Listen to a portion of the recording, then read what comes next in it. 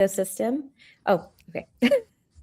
Hi, everyone. Welcome in. I'm Maj, head of ecosystem from Boundless Networks. We've got some exciting news to share today. 3 teams are here to bring production-ready privacy infrastructure to Stellar, and it's live right now.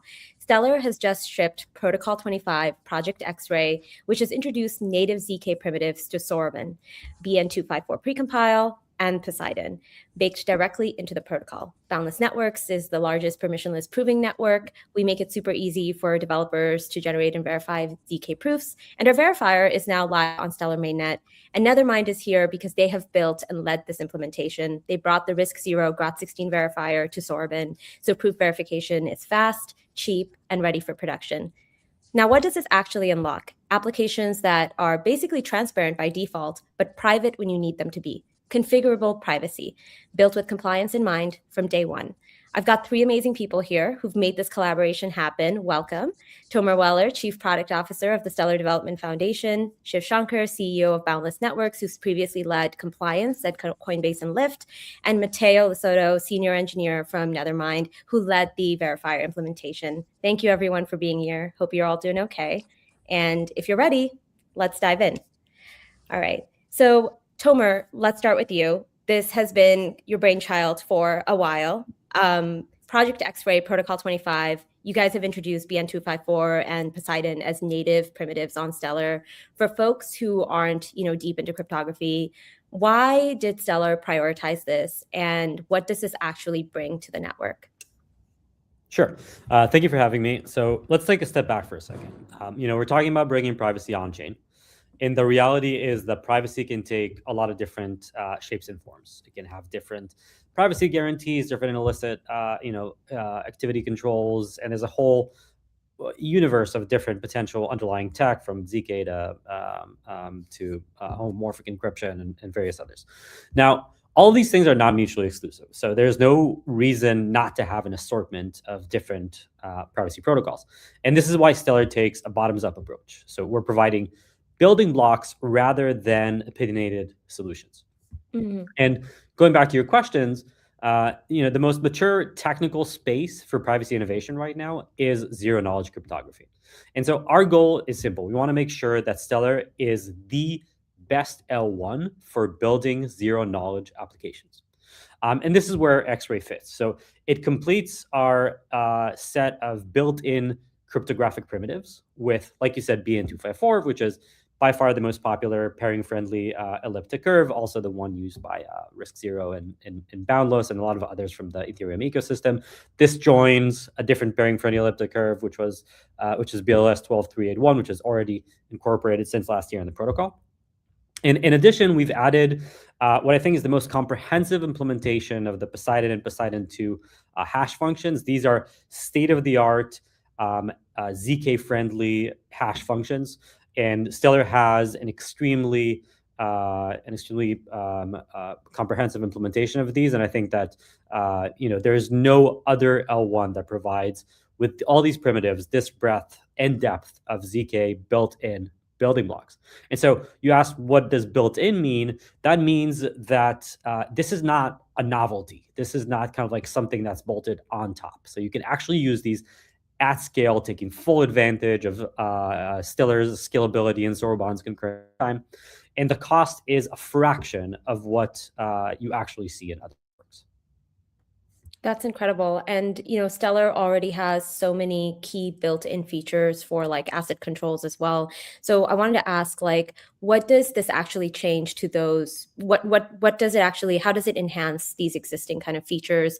When there are parts in the blog where you talk about, transparent by default, private when needed, configurable privacy is a term that you guys also use, throughout like announcements and all of that. Why is that framing super powerful, and what does that actually bring to, institutions and even developers? Yeah, I think it's important. We talk a lot about privacy, especially now. It's all the meta these days, and it's important to remember that a core value proposition of blockchain is transparency. And a lot of the institutions that we see coming on board are there, because they're excited about the auditability and the verifiability of this technology, including things like you mentioned, the built-in assets that you have in Stellar and their built-in controls. And so we need to make sure that we build privacy while ensuring that we don't lose the basic properties that make blockchain great. And for Stellar, what this means is that we're really keeping the core protocol transparent. So everything that has been there is still there. It's not going away. But instead of that, we're carving out or adding privacy protocols on top of that, and each of these protocols can be kind of like tailor-made for a specific use case, specific regulatory environment, specific technology. That's incredible. Matteo, you're the one who led the implementation of the GROT16 verifier for Sorbon. Can you walk us through that journey? How did that kind of take place? And what does this actually mean for verifying proofs on Stellar? Like when you can verify proofs on Stellar from other chains, what does that actually unlock? Yeah. We started, I think it was like in last May. We started, we started, talking with the Stellar Foundation in the last May, and the idea was also to use not the GRO16, but the precompiles, for example, the BLS curve that SDF has. But SDF at that time decided to go and implement also the BN curve. These two has also Thomas said to be aligned with the technology that it has now. So everyone, for example, ZKVM, RISC-0, they're using BN for different things. But SDF so decided to also add these precompiles on the Stellar. So the journey started on basically understanding how to implement. So SDF made the added with the X-ray all these precompiles. We also have them with the implementation, and then we basically wrote the GRO16. So the smart contract that now lives on Stellar, and that allows you to verify RISC-0 proofs. And not only that, because many other ZKVMs are using the GRO16, so technically you can use any ZKVM, and that's it. I'll just add to that Matteo is a bit modest. I think the Nethermind team is extremely professional, and Matteo has been really helpful in bringing kind of like the most robust implementation we can, and has helped like iterate with the foundation on versions of this and kind of like identifying issues early on. So we're very lucky to have the Nethermind team and people like Matteo on this project. Yeah, I mean, from how I've like kind of looked through the project, it seemed fairly intensive, and given how deeply baked in you guys have thought through about this protocol change and this protocol upgrade. One of the key things with proof verification is that it really unlocks a big piece of a cross-chain, whether it's cross-chain built applications or even cross-chain features for Stellar. And I think Boundless can be like a inflection point for that. So I'll go to Shiv right now. Like Boundless's verifier is now live on Stellar, which means that, proofs on Stellar can be verified from any other networks. How does this actually work? I think a primer on Boundless and proof verification would be great for the audience here. And then maybe we can also go into like, what does this actually enable for like the end developer who's looking to build a new type of application with configurable privacy on Stellar? Yeah, 100%. I think like it's important to consider there are two aspects to ZK that are worth remembering. One is the proving, the other one is the verification. Proving is intensive. Is done generally on GPUs or a cluster of GPUs, and is considered a little bit more on the expensive side. And verification has to be kept super duper cheap. It already is cheap. A good sort of example to use is Bitcoin. Right, mining is hard for Bitcoin, but the verification that you have mined successfully is extremely cheap to do. These are the two components that are required to sort of use ZK properly on chain or even off chain, to be honest. The fact that like you want to verify a proof on chain means there needs to be a mechanism on chain that can take a proof and go like, yes, I can verify this. This sounds good. That this resolved successfully to a true or false, or some kind of statement of that nature. I think one way to do that would have been to write all of this code with all the cryptography and so on. I think Stellar went one step further and said we're going to use built-ins or precompiles. I prefer built-ins. It's from my own background with like databases, but precompiles is what like the kids call it now. But essentially providing this functionality natively on the chain, so that gas costs are going to be as low as possible because the system is taking care of this for you and providing you essentially sort of think of it as an API endpoint and saying like, hey, do this like math that I do quite often and do it really, really cheaply for me. And I can then go ahead and verify these proofs. And that allows you to connect two things. You can do a crazy amount of computation. So let's say you're building a financial app and you need to pull in lots of data, crunch through lots of numbers, and give a decision on like, yeah, buy this asset or don't buy this asset or something, right? Like usually financial DeFi ultimately breaks down to take a bunch of financial information, crunch it using some algorithm, Black Scholes or something, and then go buy, sell, don't buy. Those are some kind of binary decisions or like probabilities or so on and so forth.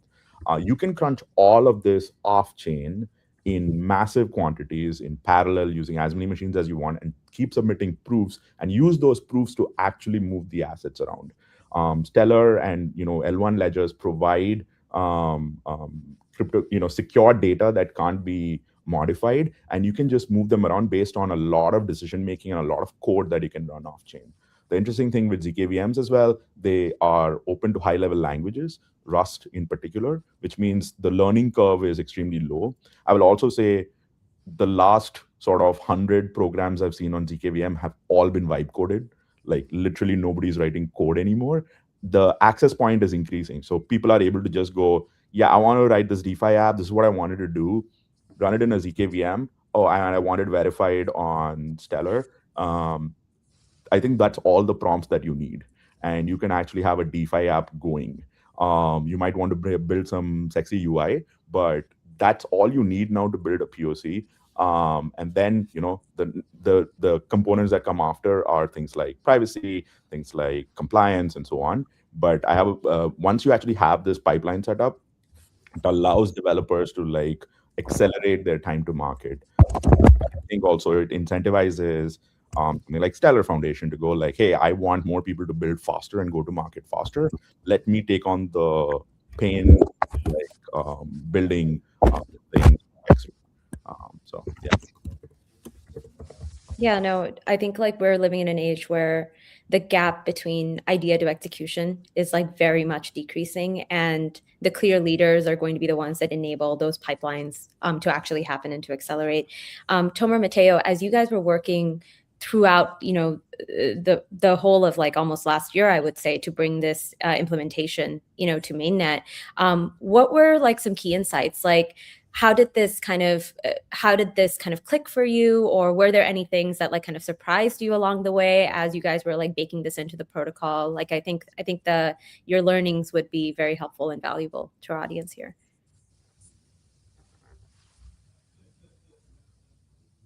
Sure, I'll get started.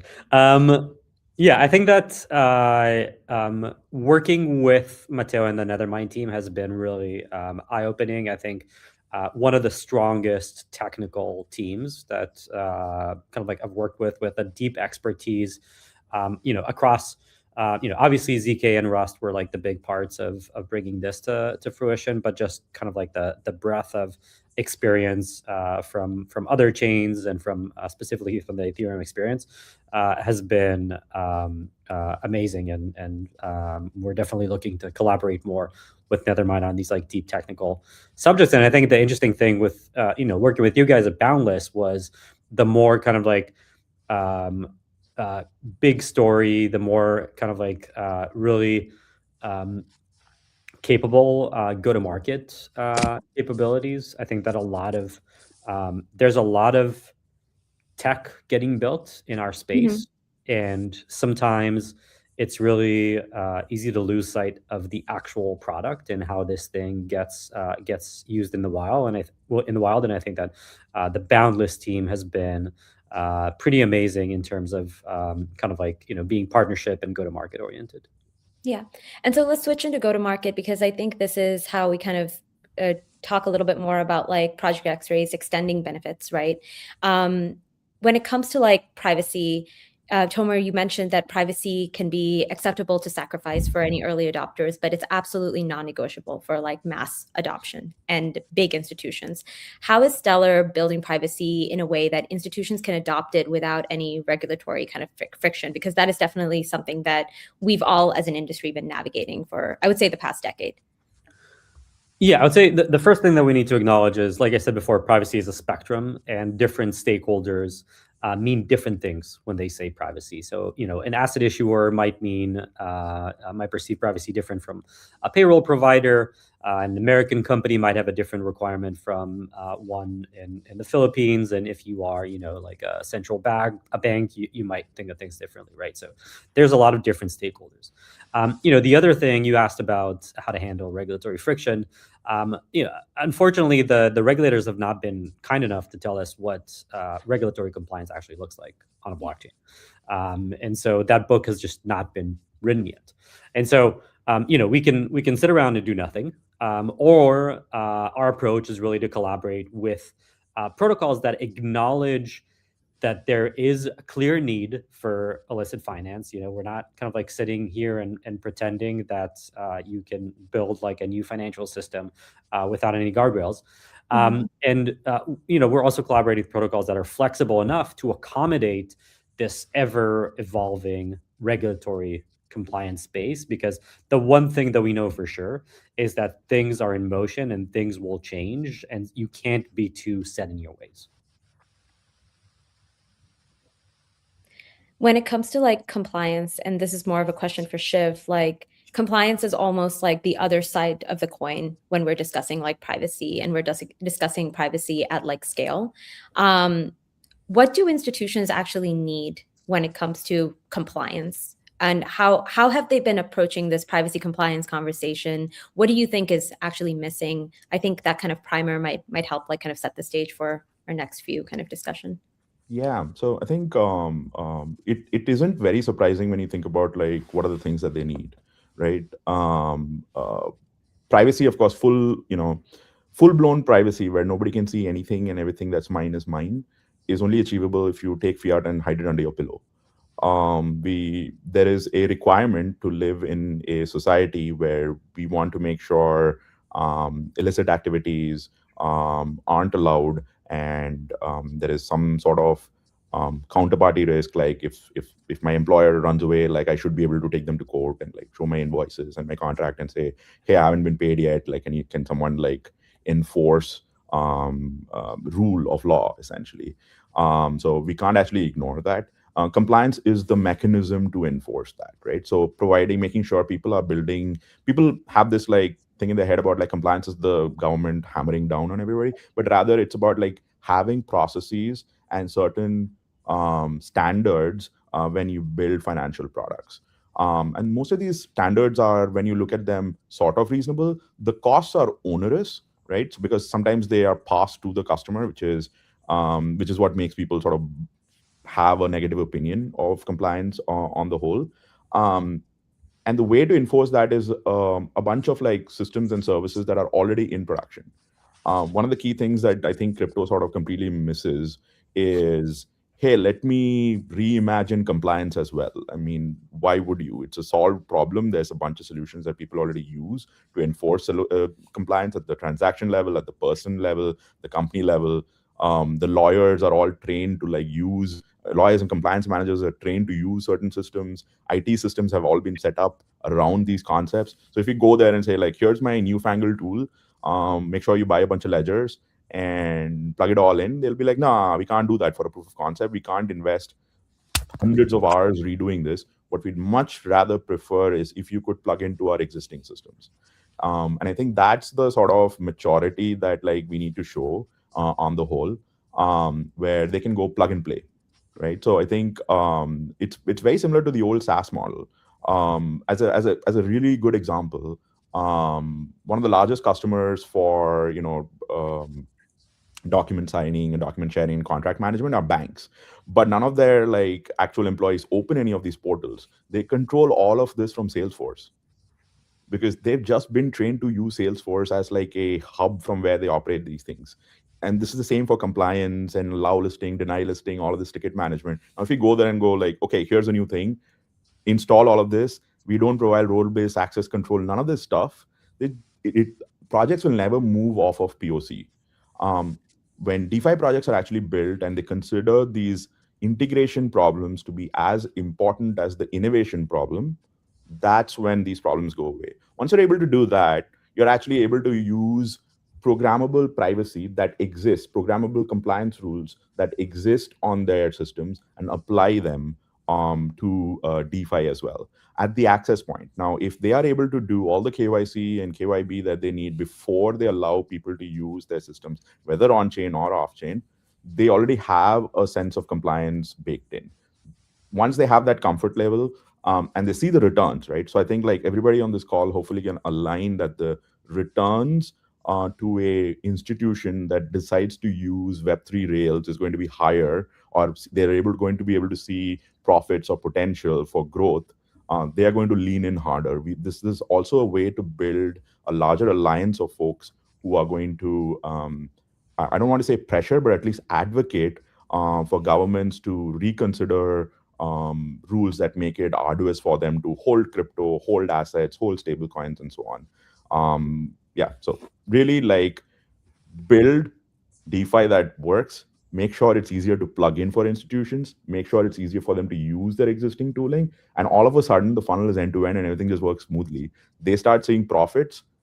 Generally, that's how like laws change. When people see the value add that they can provide, laws start changing really, really quickly.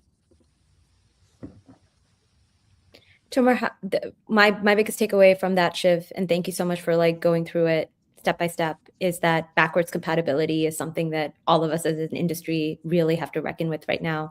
Tomar, how is Stellar actually approaching this problem of backwards compatibility? Like, what are you kind of noticing as, you know, the foundation and the ecosystem, you know, is talking to more institutions and the types of systems that they use, and how can we as developers or application builders like be more mindful of that?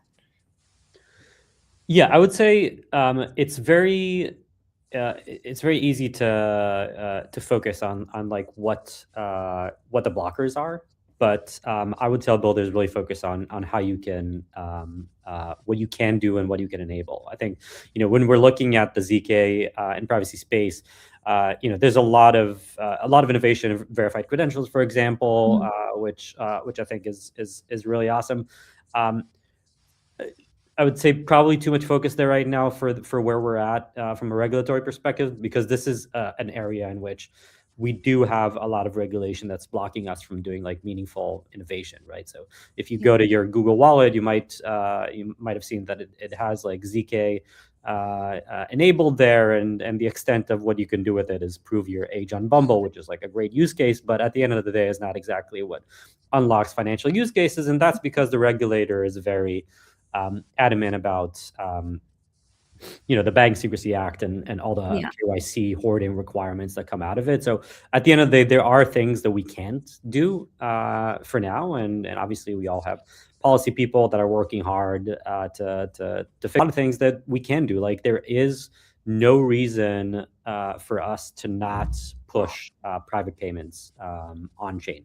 There's no regulatory hurdle, and we should go all in on that. And I think that, you know, if you are an institution, you know, that's waiting on the sidelines for until someone has like everything fully figured out, you're probably going to be too late, right? So this is the right time to be building right now. I would say that from a both from like a regulatory perspective, if you look at everything that's happened in the States in the past year or so, I think that there's a lot more openness to innovation and to kind of like you know, pushing the boundaries of what's possible. And then I would say from a technical perspective, we really do have a lot of the building blocks in place, and there are no excuses. And so really just push forward. And Matteo, how easy is it to get started, with kind of all of these tools with Project X-Ray, the tools on Stellar? Like, what are kind of the design patterns available for developers if they wanted to build something tomorrow or today? Quite easy. The smart contract that we build are basically the same that are live on Ethereum. So all the safety mechs, so the mechanism that are on Ethereum, they're also on Stellar, and also the same experience that, for example, the user that they had on Ethereum, now they have on Stellar. So for the people that use Boundless, Risk Zero, so all these tools, going to Stellar is seamless. So it's the same thing. You use the same libraries. The how you also build the proofs to be sent on chain is the same. The only difference is that you're pointing on a different chain, not on Ethereum but on Stellar.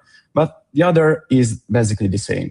And for new users instead, so for Stellar users, it's also easy because now they have just, as also Shiv said, they can write some Rust programs and prove it with Boundless and just verify the proof on chain. So all these pieces that basically we discussed in this month were to be as easy as possible for the users. So to be to have a seamless integration. I'll go one step ahead. Just get Claude and point the links to it. I guarantee you it works. I tried it like this morning. I was like, I wonder what will happen. I didn't compile it and deploy it, but like it looked pretty right. And if it gets you like 95% of the way, it's not a lot more code left. So you can clean it up like over a couple of days. So I think it's a fun hackathon project as well. If anybody wants to sort of take existing idea and just want to see if they can run it. I'll also just plug in Boundless here. If you need like proving, yes, you don't need to burn your laptop or go buy a GPU. It's a permissionless network, so we don't really gate anybody from asking for proofs or proving. You can just throw in a bunch of proofs, and we do it for like 0.00030 zeros and one dollars per billion cycle. So you're mostly covered.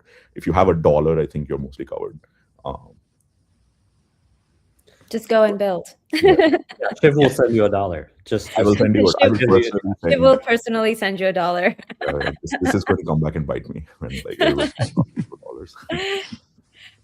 So it seems like the core message is just like, hey guys, building blocks are in, Claude Code is working, just go and build.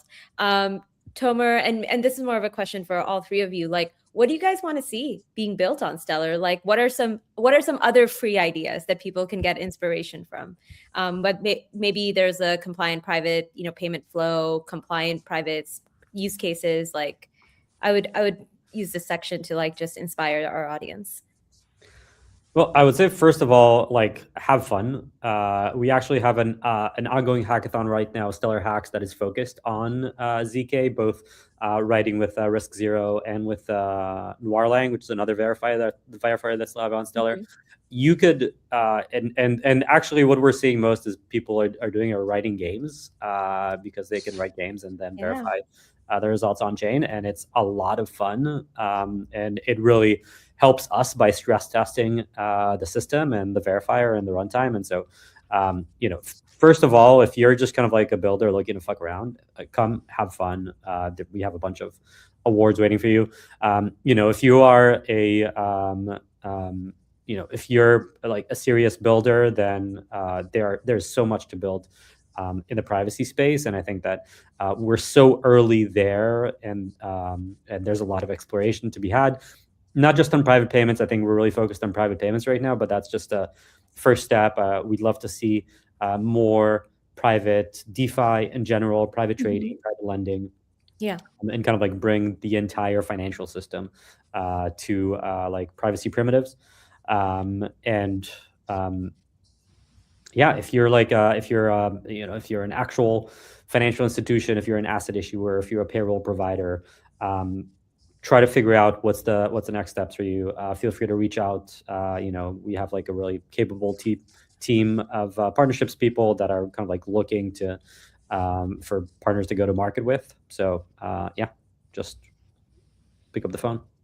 Yeah, I mean, that feels like all of it. Build games to all the way to like money market funds. But for me, like the primitive that powers all of this is payments. Right. So if you can do a private payment, you can do private payroll. You can do, I mean, all. Thankfully, to a chain, it can't differentiate between one asset and another. Like all of them look the same.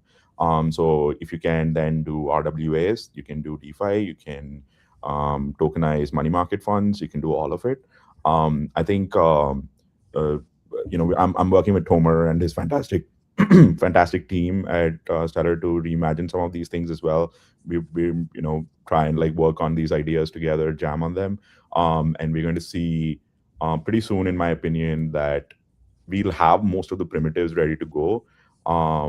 Then really the question for someone like Boundless or Nethermind is like, how do you actually build this into a turnkey stack, where you go, here's my capital, my need, and basically even maybe just submit a XAML file or something, and the rest of it is just like me putting the ignition key and just like turning it on, and all of a sudden everything just starts working.